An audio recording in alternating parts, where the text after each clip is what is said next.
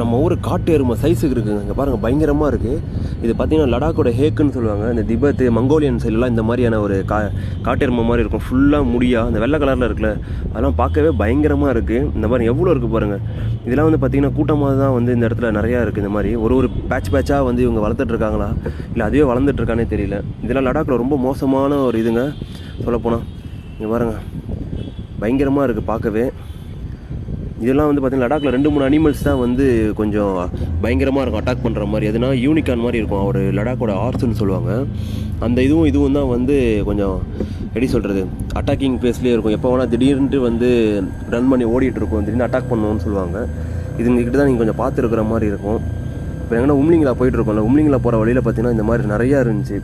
இந்த மாதிரி இங்கே ஒரு கேங், இது கிட்டத்தட்ட ஒரு 3-4 கேங்கு பார்த்துருக்குங்க. இந்த மாதிரி நிறைய பேர் எக்ஸ்பீரியன்ஸ் பண்ணியிருப்பாங்க. இந்த திபெத்தோட ஹேக் மாதிரி இருக்கும் லடாக்கில் பயங்கரமாக.